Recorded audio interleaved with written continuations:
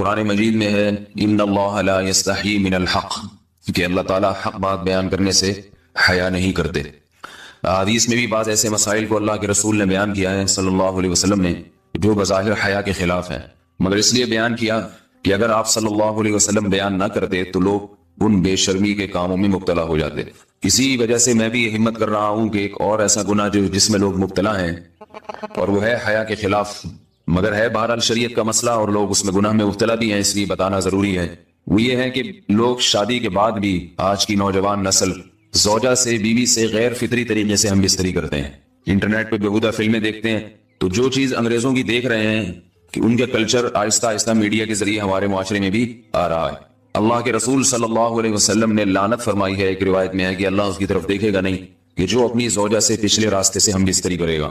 یہ بیماری بھی، یہ گندگی بھی لوگوں میں پھیلتی جا رہی ہے، خاص طور پہ جن کو لڑکوں سے بدفعلی کی عادت پڑ جائے تو وہ زوجہ سے فطری راستے سے ہم بستری نہیں کرتے۔ اللہ نے فرمایا کہ نساؤکم حرث لکم، یہ تمہاری زوجات ہیں، بیویاں ہیں، یہ نسل بڑھانے کے لیے ہیں۔ تو اسی راستے میں انسان اپنی خواہش کو پوری کر سکتا ہے جس راستے سے نسل بڑھتی ہے، اس کے علاوہ کسی اور راستے سے اپنی خواہش کو پورا کرنا یہ حرام ہے، گناہ کبیرہ ہے، گندگی ہے۔ ہمارے پاس کیسز آتے ہیں، ایک پاک دامن لڑکی کی شادی ہوتی ہے، لڑکا بھی بظاہر بڑا نیک، لیکن کیا ہے، لڑکا چونکہ ٹھرکی ہوتا ہے، شہوت کا درندہ ہوتا ہے، تو وہ یہ نہیں دیکھتا کہ میں اپنی بری خواہش مٹانے کے لیے میں اپنی زوجہ کو غیر فطری طریقے پر مجبور کیسے کر سکتا ہوں، تو مجبور کرتا ہے پھر اپنی بیوی۔ اس میں جو عورتیں زیادہ پاک دامن نہیں ہو، نیک نہ ہو، یا ان کو یہ ڈر ہو کہ طلاق ہو گئی تو ہم کہاں جائیں گے، وہ پھر اپنے شوہر کے ساتھ اسی غیر فطری طریقے پر آمادہ ہو جاتی ہیں، اور اس کا عذاب اور اس کا وبال یہ ہوتا ہے کہ کچھ دنوں میں ان کو بھی اسی کی لت پڑ جاتی ہے۔ انسان جب بھی کوئی غیر فطری راستہ اختیار کرتا ہے، آخرت کا عذاب تو بعد میں، دنیا کا عذاب یہ آتا ہے کہ پھر اس کو لذت فطرت میں آتی نہیں ہے، تو جو راستہ اللہ نے رکھا ہے اس میں اس کو لذت نہیں آئے گی، وہ گندگی میں ہی گھسنے کی کوشش کرے گا، اس کی بھی فطرت خراب ہو جاتی ہے، اور جس کے ساتھ یہ بدفعلی کی جائے اس کی بھی فطرت خراب ہو جاتی ہے، وہ بھی پھر کسی کے قابل نہیں رہتے۔ تو اپنے جان پر رحم کرنا چاہیے۔ ہم انسان ہیں، ہم درندے نہیں ہیں، ہم گھوڑے نہیں ہیں، ہم گدھے نہیں ہیں، ہم جانور نہیں ہیں، ہم انگریز نہیں ہیں۔ انگریز نے تو حیا اور شرم کی تمام حدود کو توڑ دیا ہے، وہ تو درندے بن چکے ہیں۔ ہم تو درندے نہیں ہیں، ہم تو حلال کھاتے ہیں، پاک صاف رہنے کی کوشش کرتے ہیں، تو ہم ان کی جو کلچر دیکھ کے ہم ویسے درندے بننے کی کوشش کیوں کریں؟ تو یہ بہت بڑا وبال ہے، بہت بڑی برائی ہے جو ہمارے معاشرے میں آہستہ آہستہ جڑ پکڑتی جا رہی ہے، اور اس سے بیماریاں بھی پھیلتی ہیں۔ غیر فطری طریقہ ہے، بیماریاں بھی پھیلتی۔ ایسے کیسز آتے ہیں کہ جناب وہ مرد مجبور کر رہا ہے بیوی کو، اور وہ بیوی جو ہے ساتھ نہیں دیتی تو پھر اس کو طلاق کی دھمکیاں دیتے ہیں، ایسے کیسز بھی آتے ہیں۔ اور یہ بھی آتا ہے کہ مرد جب اپنی بیوی کو غیر فطری طریقے پر مجبور کرتا ہے، بیوی آمادہ نہیں ہوتی، تو مرد پھر یہ دھمکی دیتا ہے کہ بھائی میری خواہش تو تم سے پوری ہوتی نہیں ہے، پھر میں دوسروں کے پاس جاؤں گا۔ تو یاد رکھیں، جس عورت کا شوہر یہ دھمکی دے اس کو کہ میں زنا کروں گا اگر تم نے میری خواہش پوری نہیں کی غیر فطری طریقے سے، تو عورت اپنے شوہر سے کہہ دے کہ جاؤ تم کہیں اور جا کے منہ کالا کرو، تمہاری فطرت میں گندگی ہے تو یہ مجھے گندا بنانے کی کوشش نہ کرو، اس کو زنا کرنے دیں، وہ اللہ آخرت میں اس سے بھگتے گا۔ ہر بیماری کا اللہ نے علاج رکھا ہے۔ اللہ کے رسول صلی اللہ علیہ وسلم نے فرمایا، صحیح بخاری کی حدیث، ما انزل اللہ من داء الا انزل له دواء، کوئی بیماری ایسی نہیں ہے جو اللہ نے نازل کی ہو اور اس کے لیے دوا نہ رکھی ہو دنیا میں۔ تو اگر کسی کو ایسی لت پڑ گئی ہے غیر فطری کام کی تو اس کو چاہیے کہ وہ اپنا علاج کرائے، ڈاکٹر سے بھی رابطہ کرے، اور سب سے بڑا علاج یہ ہے کہ کچھ وقت صبر کرے گا، چھوڑ دے گا کچھ عرصے کے لیے، تو خود بخود آہستہ آہستہ صحیح ہو جائے گا۔ ایک آدمی شراب کا عادی ہے، ایک علاج نہیں ہے کہ ڈاکٹروں سے رابطہ کرے، بہترین علاج کے چھوڑ دے، کتنے دن تڑپے گا؟ ایک دن، 2 دن، 3 دن، 4 دن، ایک ہفتہ، 2 ہفتہ، بہت زیادہ سال ہو جائے گا نا، اس کے بعد خود بخود ٹھیک ہو جائے گا۔ سگریٹ کا عادی ہے، چھوڑ دے گا، تو کتنے لوگ ہم نے دیکھے ہیں دن میں 20 سگریٹ پیتے تھے، چھوڑنے پر آئے تو بالکل ایک دم چھوڑ دی انہوں نے، آہستہ آہستہ کر کے چھوڑ دی، لیکن تکلیف ہوئی مگر عادی ہو گئے۔ تو اب کسی کو یہ لت پڑ گئی ہے غلط کام کی، برائی کی، تو اس کا بہترین علاج یہ ہے کہ وہ اپنے آپ کو بدلنے کی کوشش کرے، ماحول بدلے، اور کچھ وقت صبر کرے گا تو اللہ اس سے یہ عادت چھڑا دے۔ نہیں کی، صبر نہیں کیا اس نے، پھر اسی گندگی میں موت واقع ہوگی، پھر آخرت کا عذاب بہت سخت، نسلیں برباد ہو جاتی ہیں اس عمل سے انسان کی۔ تو بات حیا کے خلاف ہے، مگر یہ کہ ایک بزرگ تھے، وہ بات فرما رہے تھے، تو کسی نے پوچھا کہ حضرت آپ حیا کے خلاف بات کرتے ہیں، تو انہوں نے فرمایا تم بے حیائی کے کام نہیں چھوڑتے، ہم اس چھڑوانے کے لیے بات کریں تو ہم برے ہیں، اور تم کام کرو تو بھی برے نہیں۔ برائی کا کام کرنے میں برا نہیں بنتا، اور برائی کے خلاف بولنے والا برا بن جاتا ہے کہ دیکھو یہ کیسی باتیں کر رہے ہیں۔ تو وہی باتیں ہیں، اس لیے ہیں کہ یہ معاشرے میں یہ برائی پھیلتی چلی جائے گی، اور یہ ہماری اپنا کلچر نہیں ہے، یہ امپورٹ ہو رہا ہے باہر سے، یہ امپورٹ ہو رہا ہے، یہ وہاں میڈیا کے ذریعے آ رہا ہے۔ تو وہ چیزیں دیکھا نہ کریں اور ان لوگوں سے دور رہا کریں۔ ہمیں تو دین کا داعی ہو کے ان کو ہدایت پر لانا تھا، بجائے ہم ہدایت پہ چل کے دوسروں کو چلانے والے بن کے ان کے راستے پہ ہم نے چلنا شروع کر دیا. اللہ تعالیٰ ہمیں اب دیکھیں ان کے یہاں ایڈس کا مرض پھیل گیا ہے. آپ بتائیے یہ ایڈس کا مرض ہمارا ہے کیا؟ یہ بیماری ہماری ہے یا ان کی ہے؟ ہمارے یہاں بیماریاں ہیں, کھانسی ہے, نزلہ ہے, ٹھیک ہے نا, بلڈ پریشر ہے, شوگر ہے, یہ بیماریاں ہماری ہیں. کوئی اللہ کا شکر ہے گندی بیماری ہمارے یہاں نہیں ہے. جتنی گندگیاں ہیں وہاں سے آ رہی ہیں. ایڈس کا مرض وہاں سے امپورٹ ہوا ہے. وہ ایڈس کا مرض اسی بدفعلی کی وجہ سے پیدا ہوتا ہے, اسی سے جراثیم پیدا ہوتے ہیں, اور اتنا خطرناک مرض کے ایسے متعدی ایسے پھیلتا ہے. افغانستان میں ایڈس کا ریشو 0 تھا, 0. وہ جانتے نہیں تھے کہ ایڈس کا مرض ہوتا کیا ہے. جب سے امریکن آرمی, برطانیہ آرمی افغانستان میں آئی ہے, فوجی آئے ہیں, افغانوں میں ایڈس کا مرض پھیل گیا ہے. انہوں نے وہاں بدفعلیاں شروع کر دی ہیں. تو وہ تو حالانکہ ان کے لیے زنا کتنا سستا ہے نا ان کے لیے زنا, پھر بھی وہ لڑکوں کی طرف مائل ہوتے ہیں. تو اتنی گندگی, ایسا گندا جب انسان بن جائے پھر اللہ اس کے وجود کو برقرار نہیں رکھتے, اور رکھتے ہیں تو پھر آخرت میں سزا دینے کے لیے اپنے آپ کو ان گندگیوں سے بچانا چاہیے, حلال پہ اکتفا کرنا چاہیے. اللہ تعالیٰ ہمیں حلال پہ قناعت کی توفیق عطا فرمائے اور پاکیزہ لوگوں میں ہمارا شمار فرمائے. اگر شادی شدہ عورت 40 دن میں بھی ایک دفعہ, اچھا بھائی دیکھو یہ حیا کے خلاف مسائل جو ہے نا یہ اس چینل پہ نہ پوچھا کرو. مرد پر لازم ہے کہ کم سے کم 4 مہینے میں بیوی سے ایک دفعہ وہ لازمی ہم بستری کرے. تو اگر وہ 4 مہینے میں ایک دفعہ بھی نہیں کرتا تو پھر جو ہے وہ دیانتاً ذمہ دار ہوگا. اس بات کا خطرہ ہے کہ وہ گناہ گار ہو, کیونکہ حضرت عمر رضی اللہ تعالیٰ عنہ نے قانون بنایا تھا کہ 4 مہینے سے زیادہ کوئی بیوی سے دور نہ رہے. تو کم سے کم اتنا ہے لازمی. تو اس سے زیادہ بھی اگر کوئی مرد بیوی کے قریب نہیں آ رہا تو پھر وہ ظالم کہلائے گا شریعت کی نظر. حج کے دوران باقی ہر عورت اور ہر مرد کے حالات مختلف ہوتے ہیں. بعض عورتوں میں خواہش زیادہ ہوتی ہے, بعض میں کم ہوتی ہے. یہ نیچرل ہے, اس کا کوئی اس سے تعلق نہیں ہے کہ عورت کوئی بری ہے. بعض دفعہ عورت میں یہ خواہش نفس بہت زیادہ ہوتی ہے, اس کی ریکوائرمنٹ بہت زیادہ ہوتی ہے, تو لوگ پھر مرد اس بیوی کو برا سمجھنا شروع کر دیتے ہیں, حالانکہ اس کا برائی اور اچھائی سے تعلق نہیں ہے. جیسے مردوں میں صحت کے لحاظ سے اور ان کے جو مینٹل ہیلتھ ہے اس کے لحاظ سے مردوں میں فرق ہوتا ہے, کسی میں خواہش بہت زیادہ ہوتی ہے, کسی میں کم ہوتی ہے. تو اس طرح خواتین میں بھی ہوتی ہے, بہت سی پاک دامن عورتیں ہوتی ہیں لیکن ان میں ڈیزائرز بہت زیادہ ہوتی ہے. تو یہ سب کی الگ الگ اللہ نے فطرت بنائی ہے. تو میاں بیوی اس کو ایک دوسرے کو بہتر سمجھ سکتے ہیں کہ کس کی کیا ڈیزائرز ہیں. بہرحال اگر مرد میں عورت کی ڈیزائرز پوری کرنے کی طاقت نہیں, عورت میں بہت زیادہ ڈیزائرز ہیں, مرد میں کم ہے, تو ایسی صورت میں عورت پھر مرد سے طلاق مانگ سکتی ہے کہ بھائی میں سیٹسفائی نہیں ہو پا رہی ہوں اور میری ریکوائرمنٹ زیادہ ہے. تو مرد اگر طلاق دے دے تو اچھی بات ہے, نہیں دے تو پھر عورت کو چاہیے اسی کے ساتھ گزارا کرے. ہاں اگر 4 مہینے تک بھی مرد بیوی کے پاس نہیں آتا ہے تو پھر مرد پر لازم ہے کہ عورت کے مطالبے پر اس کو وہ چھوڑ دے, کیونکہ پھر تو جوان عورت کو بہرحال گناہ کا خطرہ ہے. جسمانی تعلق نہ رہنے سے نکاح پر اثر. لاہور سے کسی نے پوچھا اگر میاں بیوی کا آپس میں کوئی جسمانی تعلق نہ ہو تو کیا نکاح پہ کوئی فرق پڑے گا؟ نہیں, اس سے کوئی فرق نہیں پڑتا. جب تک شوہر طلاق نہیں دے گا نکاح ختم نہیں ہوگا.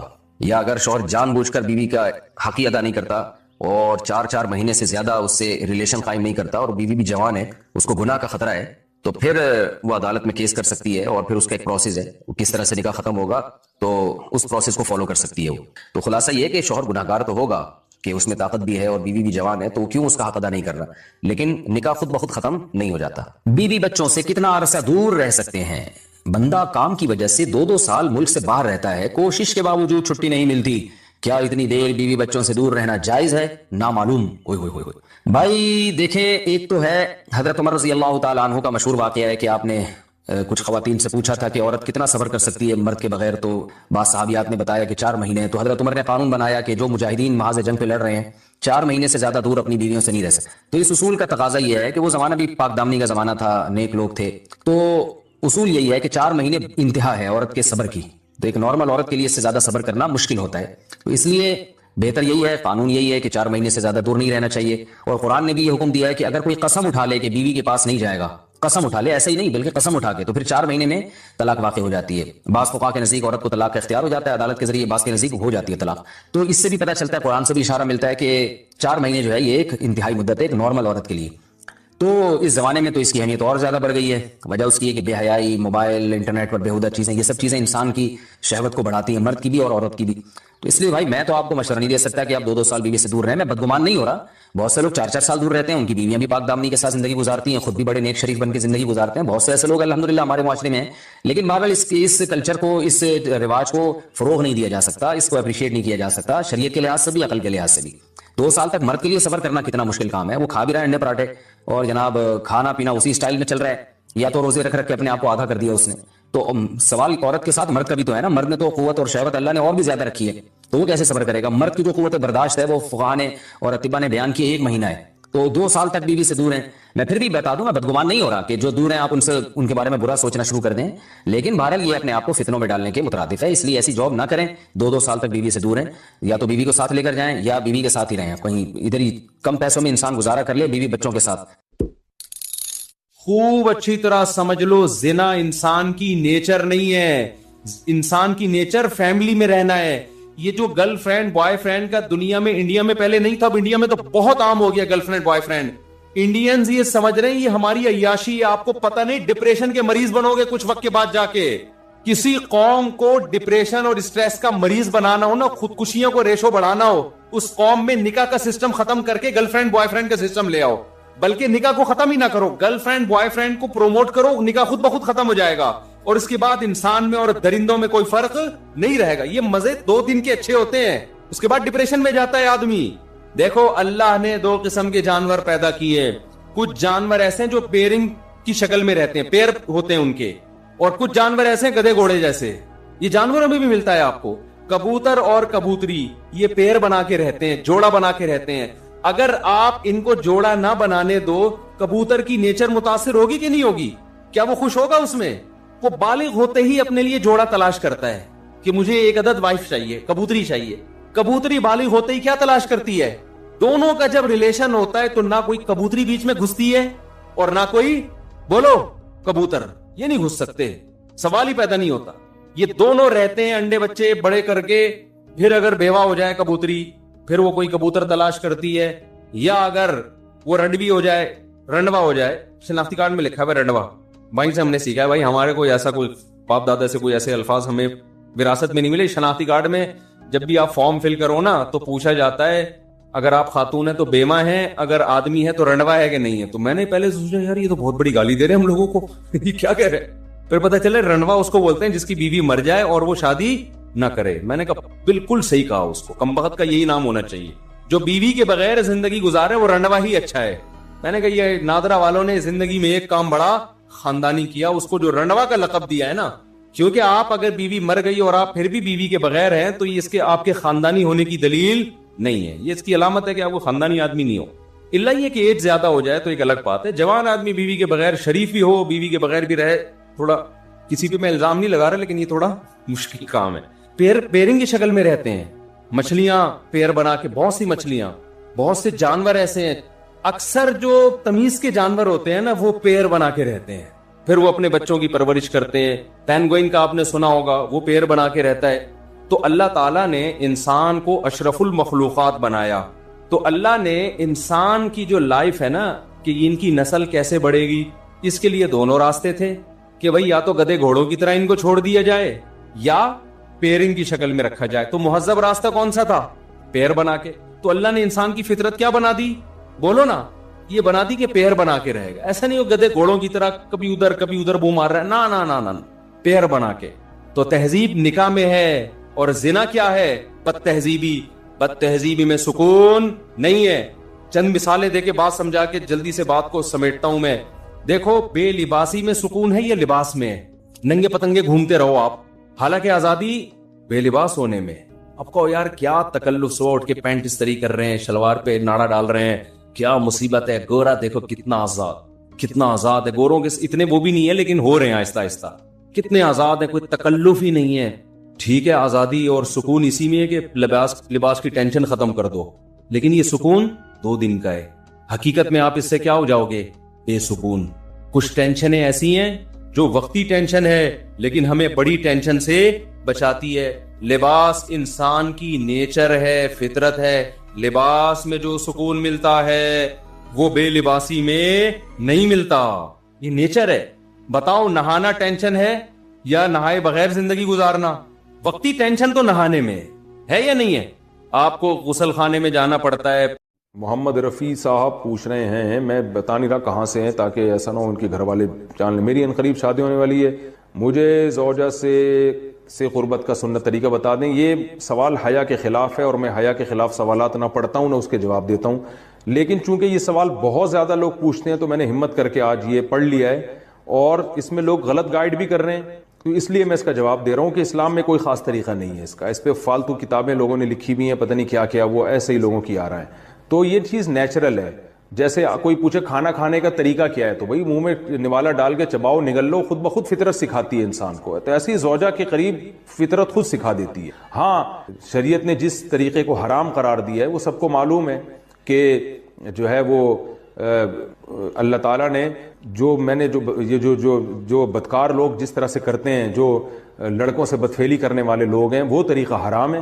تو باقی اللہ تعالیٰ نے میاں بیوی کا معاملہ رکھا ہے, ایک دوسرے کا لباس ہے, تو کمرے کی باتیں ہیں وہ جیسے چاہیں مناسب سمجھیں, وہ ان کا اپنا ذاتی عمل ہے, اس کا کوئی خاص طریقہ نہیں ہے. اور یہ نیچر انسان کو خود سکھاتی ہے, نہ یہ طریقے نہ کسی سے سیکھنے کی ضرورت ہے. بعض لوگ تو حد درجے کی بے شرمی کرتے ہیں, وہ شادی سے پہلے جو ہے وہ فحش فلمیں دیکھتے ہیں تاکہ ہمیں طریقہ آ جائے. یہ انتہائی درجے کی بےہودگی ہے, انتہائی درجے کی ایک لعنتی عمل ہے یہ. تو یہ کوئی خاص طریقہ نہیں ہے. میاں بیوی ایک دوسرے کا لباس ہیں, وہ جس طرح سے ایک دوسرے کو سیٹسفائی کر سکتے ہیں وہ کر لیں تاکہ ان کی توجہ کسی اور طرف نہ جائے, وہ حلال کی تسکین ان کی بند کمرے کے اندر ہو جائے. اور یہ باتیں لوگوں سے شیئر بھی نہیں کرنی چاہیے. آج یہ بھی ایک حرام کاری ہو رہی ہے. میں بہت سخت الفاظ استعمال کر رہا ہوں اس لیے کہ یہ, اور میرے پاس کوئی ہلکا لفظ نہیں ہے. وہ کیا ہوتا ہے کہ مرد اپنی زوجہ سے ہم بستری کر کے اس کے راز دوستوں کے سامنے فاش کر رہا ہوتا ہے, میں نے ایسے کیا, میں نے ایسے کیا.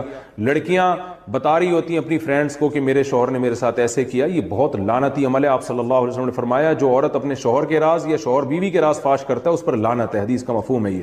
تو یہ بند کمرے کی میاں بیوی کی باتیں, جس طرح سے وہ ایک دوسرے کو سیٹسفائی کر سکتے ہیں وہ کریں, ایک دوسرے کے لیے وہ حلال ہیں. اور بس وہ طریقہ جو لڑکوں سے بدفعلی والا طریقہ ہے وہ طریقہ اسلام میں حرام ہے.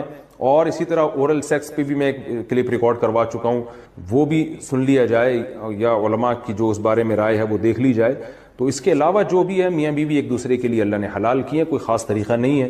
اور یہ حیا کی باتیں, ان کو بند کمرے کے اندر ہی رہنا چاہیے ان چیزوں کو. اور اس کے لیے جو فحش فلمیں دیکھی جا رہی ہیں یہ بہت غلط حرکت ہے. اور اس کو نا ایک ایجوکیشن کا نام دے دیا گیا اس زمانے میں, اور سیکس کی تعلیم کے نام سے بچوں کو پڑھایا جا رہا ہے اسکول میں. یہ سب بےہودگی ہے. لاکھوں سال سے انسان دنیا میں زندہ ہے, تو کیا اس کو یہ پتہ ہی نہیں تھا اور یہ ساری 6 ارب انسان ایسے ہی بغیر تعلیم کے پیدا ہو گئے ہیں کیا؟ تو یہ تو چیزیں نیچر خود سکھا دیتی ہے انسان کو کہ کیا کرنا ہے, کیسے کرنا ہے. اس میں کوئی اسکول کالج میں پڑھنے کی ضرورت نہیں ہے. ہاں شرعی احکام اس کے 2-4 ہیں, وہ علماء بتاتے رہتے ہیں, وہ کتابوں میں لکھے ہوئے ہیں کہ کون سا راستہ حرام ہے اور کون سے راستے میں آنا جائز ہے. تو اس لیے میں نے بہت ہی دل پہ پتھر رکھ کے آج اس کلپ کو ریکارڈ کروایا ہے تاکہ لوگ اس بارے میں غلط طرف نہ جائیں اور ایک چیز کو ایک بہت بڑا ایشو نہ بنا لیں لوگ. بیوی کا شوہر کو ہم بستری سے روکنا. حدیث میں ہے کہ جو بیوی اپنے شوہر کو ہم بستری کرنے سے انکار کرے اس پر رات بھر لعنت برستی ہے. اس حدیث کی وضاحت فرما دیں. نیز اگر شوہر, یہ تھوڑا حیا کے خلاف مسئلہ ہے, شوہر کوئی ایسا طریقہ استعمال کرتا ہے نا ہم بستری کا جس سے اولاد نہیں ہوتی, تو کیا بیوی کو اسے منع کرنا چاہیے یا نہیں کرنا چاہیے؟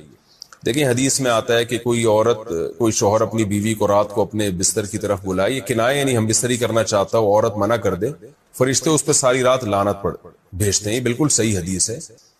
اب ہمارے بعض اسکالر کیا کرتے ہیں, جب ان سے یہ بات پوچھی جائے تو وہ بات کو گھما دیتے ہیں, سیدھی بات نہیں بتاتے کہ بھئی یہ شریعت میں مرد کا حق ہے کہ عورت اس کو ہم بستری سے نہیں روک سکتی. کیونکہ ویمن رائٹس کے نام پہ آج کل بہت تحریکیں چل رہی ہیں, تو وہ بھی کچھ لبرل اسکالرز ہیں جو ہر وقت جو ہے نا کوشش کرتے ہیں کہ خواتین ہم سے ناراض نہ ہو جائیں. تو بھئی آپ شریعت کا حکم بتائیں صاف, چاہے عورت خوش ہوتی ہے ناراض ہوتی ہے.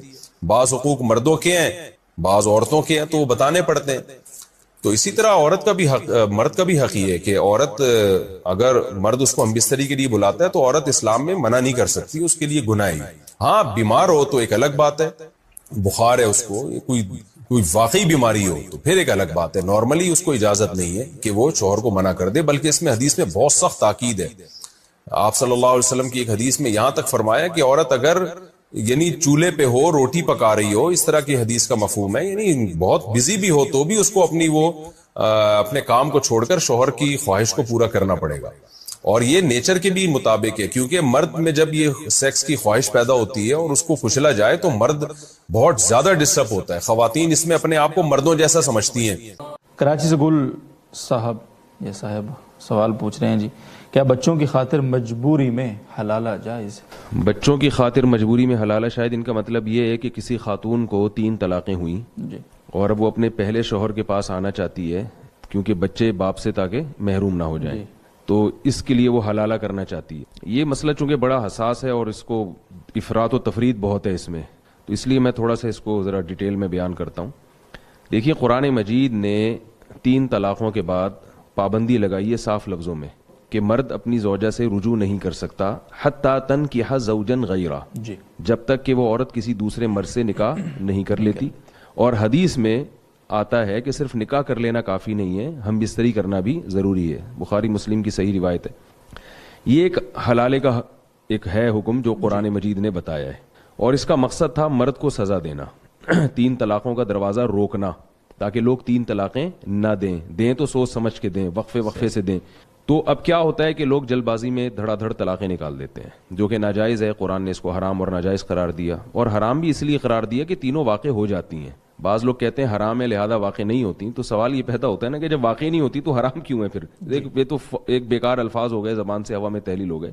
اسی لیے ناجائز کہا ہے کہ اللہ تعالیٰ نے کہا قرآن مجید میں ارشاد ہے کہ لا تدری لعل اللہ یحدث بعد ذلک امرا، شاید اللہ رجوع کی کوئی صورت پیدا کر دے، اس لیے حکم دیا کہ متفرق طہروں میں 3 طلاقیں دیا، اگر طلاقیں دیا کرو تو عدت کے میں تقسیم کر کے دو. اس طرح قرآن میں آتا ہے ومن یتعدى حدود اللہ ومن یتعدى حدود اللہ فقد ظلم نفسہ. طلاق کے بارے میں اللہ نے فرمایا کہ جو اپنے اوپر ظلم کرتا ہے، جو اللہ کی حدود کو توڑتا ہے تو ظلم کرتا ہے. اس کی تفسیر میں عبداللہ بن عباس اور دیگر حضرات سے یہی منقول ہے کہ جس نے غیر شرعی طریقے سے طلاق دے دی تو اس نے اپنے اوپر ظلم کیا. تو مرد جب اکٹھی 3 طلاقیں دے گا تو اس نے اپنے اوپر ظلم کیا ہے. ظلم کیوں کیا؟ کہ اس نے رجوع کا دروازہ اپنے لیے بند کر دیا. اب وہ پچھتائے گا لیکن اس کو حاصل کچھ بھی نہیں ہوگا. اب ہو یہ رہا ہے کہ زمانے جاہلیت میں تو 3 کے بعد بھی رجوع کا حق تھا. اسلام نے کہا کہ 3 کے بعد رجوع کا حق نہیں ہے. قرآن اور سنت سے صاف طور پہ پتہ چلتا ہے کہ مقصد تھا مرد کو سزا دینا تاکہ یہ بیوی اس کی دسترس سے نکل جائے. زمانے جاہلیت میں کیا ہوتا تھا؟ لوگ بہلا پھسلا کے اس عورت سے دوبارہ نکاح کر لیتے تھے. عورت کا مزاج ایسا ہے کہ اس کی طبیعت میں نرمی ہے، اسے چکنی چپڑی باتوں سے دوبارہ جو ہے نا قائل کیا جا سکتا ہے. اور طلاق کا اختیار مرد کو ہے، عورت مرد سے اتنی آسانی سے اپنی جان چھڑا نہیں سکتی ہے. تو ایک دفعہ اس کی جان چھوٹی تھی تو یہ مرد چکنی چپڑی باتوں سے نا دوبارہ اس کو اپنے نکاح میں لائے گا اور پھر لٹکا کے چھوڑ دے گا. تو اس مصیبت سے بچنے کے لیے کہ مرد کے اختیارات کو محدود کیا جائے تو اسلام نے 3 طلاقوں کے بعد رجوع کا راستہ بند کیا. لیکن یہ وہ دور تھا جس میں 3 طلاقیں نافذ ہوتی تھیں، یا قرآن نے جس دور میں یہ حکم نازل کیا اس میں تعدد زوجات کا رواج بھی تھا. ادھر عورت کو طلاق ہوئی اور عدت کے بعد فوراً اس کی شادی ہو جاتی تھی تو مرد پچھتاتا تھا کہ یہ میرے ہاتھ سے ایک عورت نکل گئی. عورت کی فوراً شادی ہوتی تھی، اس کے بچوں کی کفالت کا انتظام بھی ہوتا تھا.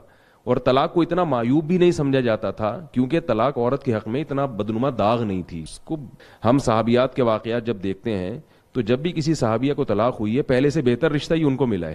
اگر دوبارہ بھی طلاق ہوئی تو پھر اس سے بہتر رشتہ ملا، بیوہ ہوئی تو اس سے بہتر رشتہ ملا. لیکن ہمارے یہاں چونکہ تعدد زوجات کا رواج نہیں ہے، ایک بیوی پر اکتفا کا رواج معاشرے میں چل پڑا ہے، تو اب خواتین کی بھرمار ہے. اب اگر کسی کو 3 طلاقیں ہوتی ہیں تو بیچاری ساری زندگی بیٹھی رہتی ہے. اور طلاق چونکہ عورت کے حق میں ایک بدنما داغ سمجھا گیا ہے، لہذا طلاق کے بعد آپس کے اختلافات بہت شروع ہو جاتے ہیں، تو بچوں میں چھینا جھپٹی شروع ہوتی ہے. جبکہ شریعت نے بچوں کے بارے میں قاعدہ ضابطہ بیان کر دیا کہ بچے جب تک بچے ہیں ماں کے پاس رہیں گے اور 7 سال کی عمر میں وہ باپ کی کسٹڈی میں آئیں گے. جب ماں کے پاس رہیں گے تو باپ اس سے ملے گا، اور جب باپ کے پاس رہیں گے تو ماں سے ملنے پر کوئی پابندی نہیں لگا سکتا.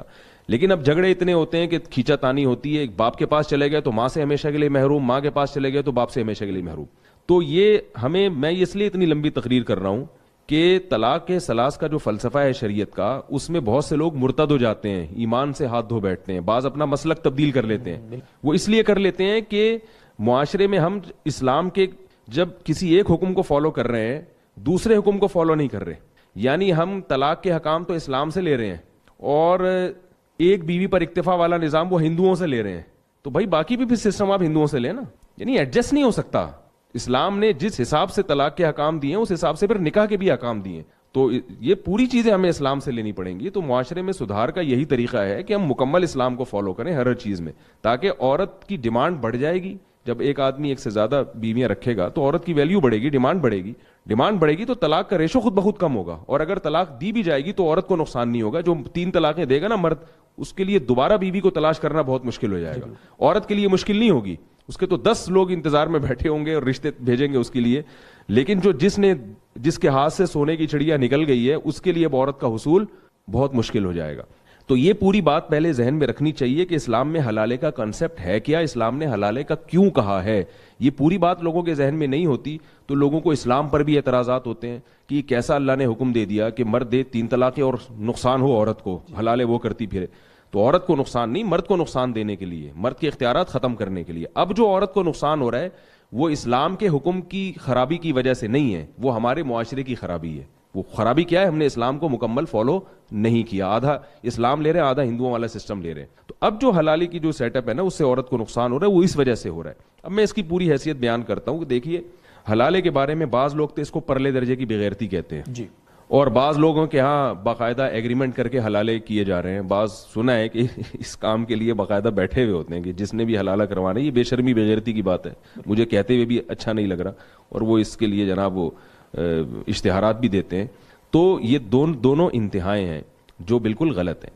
ایک حلالہ وہ ہے جس پر رسول اللہ صلی اللہ علیہ وسلم نے لعنت کی ہے, لعن اللہ المحلل والمحلل لہ, فرمائے جس کے لیے حلالہ کیا جائے اس پر بھی لعنت اور حلالہ کرنے پر بھی لعنت. اور ایک حلالہ وہ ہے جس کا قرآن نے ذکر کیا ہے کہ اگر مرد نے 3 طلاقیں دے دیں فلا تحل لہ حتی تنکح زوجا غیرہ, عورت شوہر کے لیے حلال نہیں ہے جب تک کسی اور مرد سے نکاح نہ کر لے.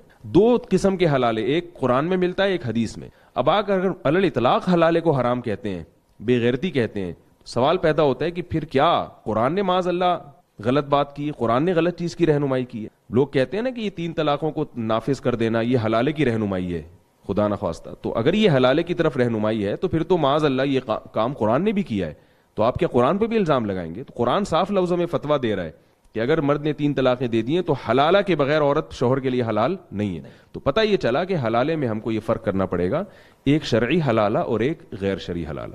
غیر شرعی حلالہ جس پر حدیث میں لعنت ہے, یہ وہ حلالہ ہے جس میں عورت ایگریمنٹ کرے کسی مرد سے کہ میں آپ سے نکاح کر رہی ہوں اس شرط کے ساتھ کہ آپ ہم بستری کرنے کے بعد مجھے طلاق دے دیں گے.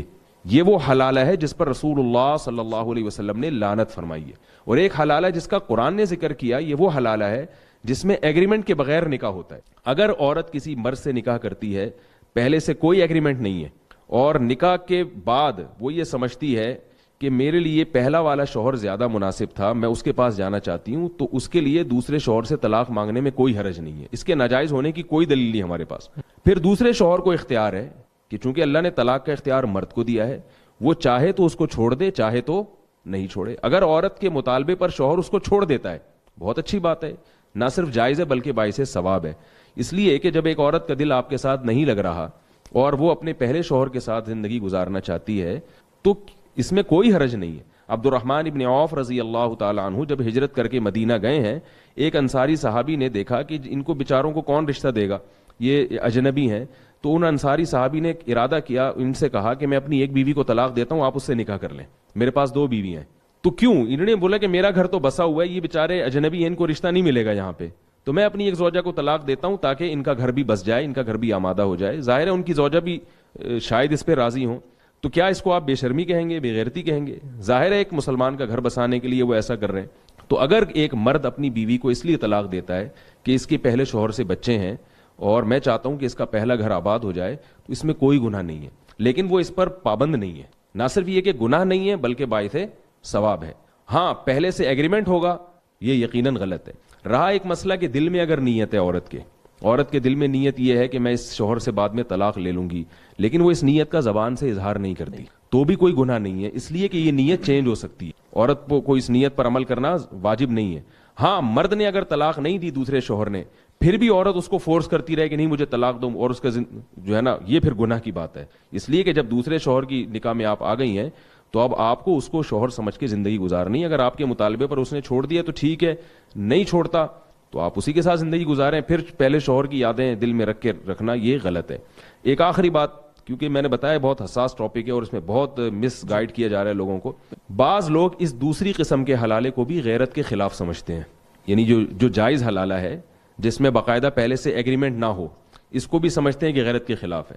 اور وہ ایک صاحب مجھے کہنے لگے کہ بھائی ایک عورت ہے, اس کو دوسرے مرد کی بستر کی زینت بنے, پھر وہ گھوم کے, یعنی ایک آدمی کی بیوی ہو وہ کسی اور مرد کے بستر کی زینت بنے, پھر وہ پہلے مرد کے, یہ تو بغیرتی ہے. میں نے ان سے عرض کیا جو میں جے ٹی آر میڈیا کے حوالے سے بتانا چاہتا ہوں لوگوں کو بھی ایک بات ہے تاکہ صحیح اور غلط میں جو ہے نا ہم جو شریعت نے جس کو صحیح کہا ہے وہ صحیح ہے. دیکھیے جب ایک آدمی نے اپنی بیوی کو 3 طلاقیں دی اور عدت بھی ختم ہو گئی اس کی, تو اب یہ اس کی بیوی نہیں ہے, اب یہ جس کے چاہے نکاح میں جائے. اس کو غیرت کے خلاف سمجھنا بے وقوفی ہے. کیا طلاق یافتہ عورت عدت کے بعد کسی مرد سے نکاح نہیں کر سکتی؟ پھر اس کو یہ کہنا کہ کسی اور کی بیوی تھی جو کسی اور کے نکاح میں جائے گی, کسی اور کی بیوی تھی نا, اب تھوڑی ہے. زید نے مثال کے طور پر اپنی بیوی کو طلاق دی اور عدت بھی پوری ہو گئی, اس نکاح کے سارے اثرات ختم ہو گئے. اب وہ زید کی جو سابقہ بیوی تھی جو اب نہیں ہے, وہ بکر سے بھی نکاح کر سکتی ہے, عامر سے بھی نکاح کر سکتی ہے, ساری دنیا کے جتنے بھی مسلمان مرد ہیں کسی سے بھی کر سکتی ہے. اب ان سینکڑوں میں وہ بکر کا سلیکشن کر کے بکر سے نکاح کر لے تو یہ کیا غیرت کے خلاف کیا اس نے؟ پھر بکر نے اگر اس کو اپنی خوشی سے اپنی رغبت سے طلاق دے دی اور بکر سے بھی اس کا رشتہ ختم ہو گیا اور عدت بھی پوری ہو گئی, اب وہ ساری دنیا کے جتنے بھی مسلمان مرد ہیں ان سے بھی نکاح کر سکتی ہے اور اپنے پرانے والے شوہر سے بھی نکاح کر سکتی ہے. اب اس کو یہ کہنا کہ بکر کی بیوی زید سے نکاح کر رہی ہے یہ غلط ہے, بیوی تھی اب وہ نہیں ہے. تو جہاں اتنے سارے مردوں سے نکاح ہو سکتا ہے اس کا اپنے پہلے شوہر سے بھی نکاح ہو سکتا ہے. تو اس میں کون سا اسٹیپ ہے جہاں غیرت کے خلاف کوئی کام ہو رہا ہے؟ تو خام ایک چیز کو جو ہے میڈیا پہ ہوا بنا کے پیش کیا جاتا ہے. اور حقیقت یہ ہے نا کہ نبی صلی اللہ علیہ وسلم نے ارشاد فرمایا کہ قرب قیامت میں ان اللہ لا يقبض العلم انتزاعا من صدور العلماء ولكن يقبض العلماء. اللہ تعالیٰ قیامت میں جو علم اٹھائیں گے نا تو لوگوں کے سینوں سے نہیں علم چھیننا شروع کر دیں گے, علماء کو اٹھانا شروع کر لیں گے. اس کا نتیجہ کیا ہوگا کہ فَإِذَا لَمْ يَبْقَ عَالِمٌ اتَّخَذَ النَّاسُ جُهَالًا رُؤُوسًا, جب علماء ختم ہوں گے تو لوگ جاہلوں کو اپنا رئیس بنا لیں گے.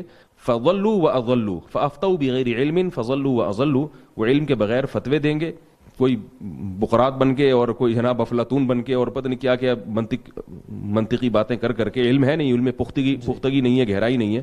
تو وہ نبی صلی اللہ علیہ وسلم نے فرمایا کہ وہ لوگوں کے رئیس بن کے پھر فتوے دیں گے. فضلوا واضلوا, خود بھی گمراہ ہوں گے اور دوسروں کو بھی گمراہ کریں گے. تو اس لیے یہ حلالے کا جو لفظ جس طرح سے میڈیا پہ اس کو اچھالا جا رہا ہے اور اس میں جو اس کو لفظ کو بدنام کیا جا رہا ہے, اس میں اعتدال کی راہ ضروری ہے. کون سی چیز غیرت کے خلاف ہے اور کون سی غیرت کے عین موافق ہے, اس میں ایک باریک لائن ہے, اس لائن میں فرق کرنا ضروری ہے.